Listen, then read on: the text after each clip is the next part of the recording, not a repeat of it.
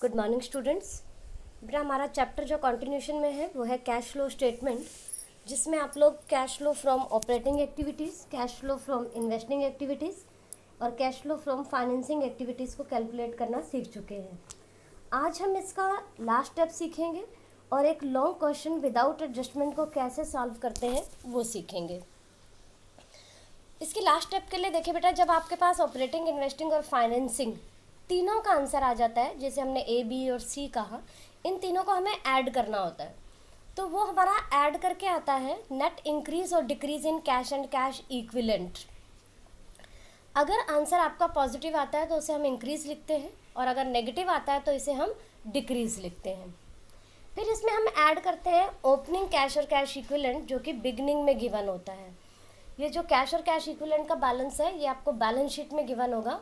Generally आपको direct given होता है कैश एंड कैश इक्विवेलेंट, और कुछ क्वेश्चंस में आपको साथ में करंट इन्वेस्टमेंट भी गिवन होता है, तो वो करंट इन्वेस्टमेंट भी हमने इसी में ऐड करना है। रीज़न, क्योंकि जब तक क्वेश्चन में कुछ भी मेंशन ना हो, हम करंट इन्वेस्टमेंट को कैश इक्विवेलेंट का पार्ट लेकर के चलते हैं। फिर जब ये इंक्रीज या डिक्रीज में ओपनिंग वाला कैश और कैश इक्विवेलेंट ऐड हो जाता है, तो वो ऑटोमेटिकली आपका क्लोजिंग कैश और कैश इक्विवेलेंट के इक्वल आ जाता है, और क्लोजिंग कैश और कैश इक्विवेलेंट के बैलेंसेस भी आपको बैलेंस शीट में गिवन होंगे। तो यहाँ से आपका आंसर टैली भी हो जाता है, ठीक है, कि आपका आंसर ठीक है या नहीं है। अब एक एग्जाम्पल लेकर के हम समझने की कोशिश करते हैं। बेटा टाइम लगेगा इसमें, थोड़ा सा स्टेप वाइज करेंगे। तो सबसे पहले तो आप ये करो कि जो आपकी स्क्रीन पर आपको ये बैलेंस शीट दिखाई दे रही है, आप इसे एक नोटबुक में नोट कर लो, ठीक है, क्योंकि अदरवाइज जो है जैसे जैसे हम स्टेप वाइज आगे बढ़ते चले जाएंगे तो फिर प्रॉब्लम आएगी। आई होप सो कि आप जो है वो नोट कर रहे हैं इसे। अब इसमें देखिए, सबसे पहले आपको गिवन है इक्विटी एंड लायबिलिटीज़ में share holder fund. Share holder fund में सबसे पहले हमारे पास शेयर कैपिटल है। जो आपको इन्फॉर्मेशन इसमें गिवन है, पहले 2020 के बैलेंसेज हैं, फिर 2019 के बैलेंसेज हैं। लेकिन जब आपने कंपेयर करना होता है तो पहले हम 19 देखते हैं, फिर 20 देखते हैं। तो शेयर कैपिटल 20 लाख से 25 लाख, 20 लाख से 25 लाख हो रही है, इंक्रीज हो रही है। तो इट मीन्स ये शेयर्स आपने इशू किए हैं, और इशू ऑफ शेयर्स किसकी आइटम है? फाइनेंसिंग के इनफ्लो की आइटम। इसके बाद नेक्स्ट देखिए reserve and surplus. Reserve and surplus का नोट गिवन है बेटा, जिसका भी नोट गिवन होता है उसको हमने नोट से ही देखना है, यहाँ से उसको नीड नहीं है देखने की। देन नेक्स्ट आपको क्वेश्चन में गिवन है करंट लायबिलिटीज़। बेटा इस क्वेश्चन में नॉन करंट लायबिलिटीज़ नहीं है, डायरेक्ट करंट लायबिलिटीज़ गिवन है, और आपको पता है कि करंट लायबिलिटीज़ को हम कहाँ पर ट्रीट करते हैं? Cash flow from operating activities में डिक्रीज और इंक्रीज को ऐड लेस करते हैं। इसके बाद एसेट्स। एसेट्स में पहले नंबर पर जो एसेट है टेंजिबल एसेट लैंड, पहले 4 लाख थी, अब हो गई 6 लाख, 2 लाख से इंक्रीज हो रही है। इंक्रीज होने का मतलब हो गया कि आपने लैंड परचेज की है, तो ये आपका इन्वेस्टिंग का आउटफ्लो हो गया।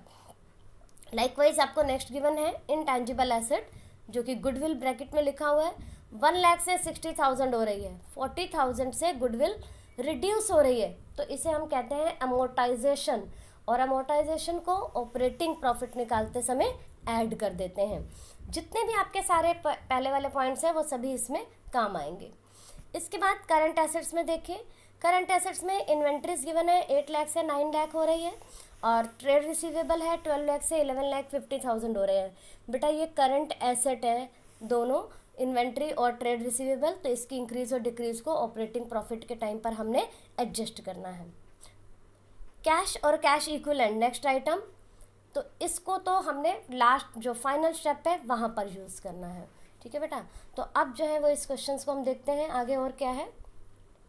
और बेटा इसमें आपको गिवन है आगे रिजर्व एंड सरप्लस, जो कि नोट्स है, नोट्स टू अकाउंट्स में रिजर्व एंड सरप्लस गिवन है नंबर 1 पे। पहले आपका रिजर्व एंड सरप्लस था 1 लाख, अब हो गया 2,30,000। 1,30,000 का इंक्रीज हो गया, तो ये आपका आ गया net profit during the year. अब इस क्वेश्चन में आपने देखा कि कोई रिजर्व, डिविडेंड, टैक्स से रिलेटेड कोई भी इंफॉर्मेशन नहीं है, तो इसलिए यही हमारा डायरेक्ट एनपीबीटी आ जाएगा। तो हमने इसकी अलग से इसलिए कैलकुलेशन नहीं की, वर्किंग नोट नहीं बनाया बेटा। इसके सॉल्यूशन में डायरेक्ट हम स्टार्ट कर रहे हैं कैश फ्लो स्टेटमेंट। जिसमें पहले नंबर पे हमने लिख दिया cash flow from operating activities, net profit before tax and extra ordinary item, 230 में से 130 माइनस करके 1,30,000 दिखा दिया। इसके बाद इसके नेक्स्ट स्टेप पर आते हैं। नेक्स्ट स्टेप में देखो, अब ये जो नेट NPBT है, net profit before tax and extra ordinary item, ये 1,30,000 हमारा कैलकुलेट हो गया। अभी देखो पिछले वाले स्टेप में इसको हमने एज इट इज़ लिख दिया। अब हम इसमें एडजस्टमेंट्स कर रहे हैं for non cash and non operating items. और इसमें जब आपको मैं बैलेंस शीट डिस्कस कर रही थी तो इसमें आपने देखा सिर्फ एक ही आइटम आ रही थी बेटा, गुडविल, और इसके अलावा और कोई आइटम नहीं थी। तो इस गुडविल को हमने यहाँ पर ऐड कर दिया, add goodwill, amortisation of goodwill 40,000 add हो रहा है, तो ये आ गया 1,70,000 रुपीज़। ठीक है, आप यहाँ पर एक चीज़ देख रहे होंगे बेटा कि कुछ पोर्शन ब्लैक से है, कुछ रेड से है। इनफैक्ट ब्लैक से मैंने वो रखा है जो अभी हम पहले पिछले स्टेप में कैलकुलेट कर चुके हैं, और रेड से हम वो कर रहे हैं जो हमारे पास नेक्स्ट न्यू पॉइंट है। आगे सभी जितनी भी स्लाइड्स हैं उन सभी में आपको इसी तरीके से दिखाई देगा।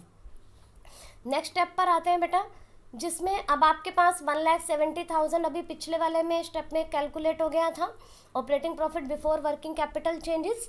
अब क्योंकि यहाँ पर और कोई आइटम नहीं है एडजस्टमेंट की, कोई loss on sale of machinery या dividend received, interest received, gain on sale of machinery, कुछ भी और इस तरीके के आइटम नहीं है, तो इसलिए हमने इसको यहीं पर क्लोज कर दिया। इसके बाद हम कर रहे हैं add decrease in current asset और इंक्रीज इन करंट लायबिलिटीज़। बेटा इसमें भी एक एक स्टेप करके करेंगे। पहले है add decrease in current asset. तो आप देखो बेटा, करंट एसेट जो आपको बैलेंस शीट में गिवन होती है, करंट एसेट में आपके पास इन्वेंट्री और ट्रेड रिसीवेबल दो हैं जिन्हें आपने एडजस्ट करना है। तो इसमें से ट्रेड रिसीवेबल में डिक्रीज हो रही है, तो ये ट्रेड रिसीवेबल की जो डिक्रीज है 50,000 रुपीज़, ये आपकी यहाँ पर आ गई, add decrease in current asset. ठीक है, और क्या ऐड होता है, increase in current liability. Current liability आपको ध्यान है बेटा, बैलेंस शीट में ओनली एक ही आइटम है, उसमें भी डिक्रीज हो रहा है, तो इट मीन्स यहाँ पर और कोई एडजस्टमेंट की नीड नहीं है। इसके बाद हम नेक्स्ट पर मूव करते हैं, जो कि हमारे पास अब 2,20,000 कैलकुलेट हो चुका है। अब हमने लेस करना है इंक्रीज इन करंट एसेट और डिक्रीज इन करंट लायबिलिटी।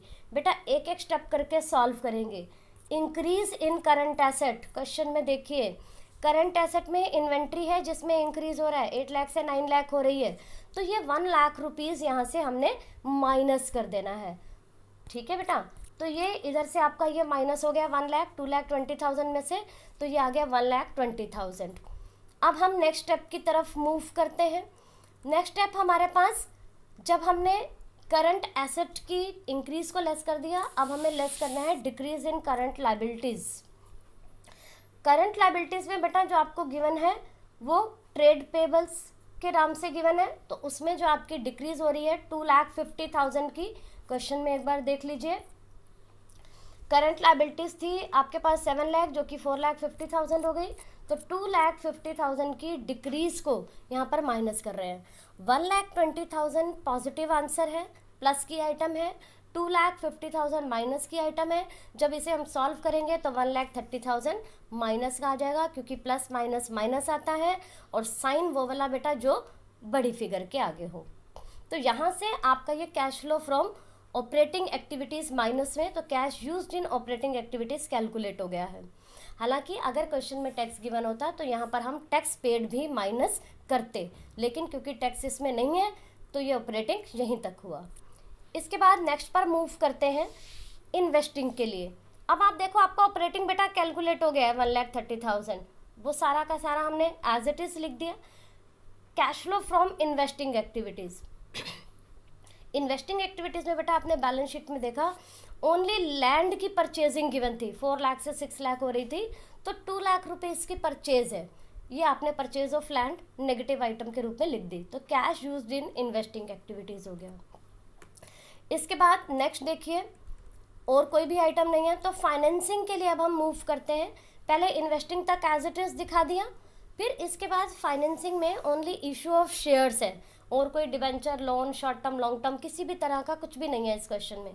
तो cash flow from financing activities में हमने लिया issue of shares 5 lakh rupees, ये भी आपकी पॉजिटिव आइटम आ गई। आई होप सो कि ऑपरेटिंग, इन्वेस्टिंग और फाइनेंसिंग ये तीनों आपको कैलकुलेट करने आ गए। अब हम इसके फाइनल स्टेप की तरफ आते हैं। बेटा एक्चुअली आपको तो ये सारा एक ही पेज पर इसी तरीके से सॉल्व करना है, ठीक है। वो मैंने तो सिर्फ इसलिए दिखाया कि आपको स्टेप वाइज जो है वो पता चले कि हम कैसे मूव करेंगे। ये आपका एक ही पेज पर, ये जैसे यहाँ स्लाइड पे आपको दिख रहा है, बिल्कुल इसी तरीके से आपका आएगा ऑपरेटिंग, इन्वेस्टिंग और फाइनेंसिंग। अब इन तीनों को हमने ऐड कर देना है। तीनों को ऐड कर रहे हैं तो 5 लाख आपका प्लस का है, 2 लाख और 1,30,000 माइनस का है। इट मीन्स 3,30,000 माइनस का हो गया। 5 लाख में से 3,30,000 माइनस करेंगे तो ये 1,70,000 प्लस का आया। क्योंकि ये प्लस के आइटम है इसलिए इसे लिखेंगे net increase in cash and cash equivalent, A + B + C। अब हमने इसमें ऐड करना है cash and cash equivalent beginning का। तो बिगनिंग का आप एक बार अपने क्वेश्चन में देखिए।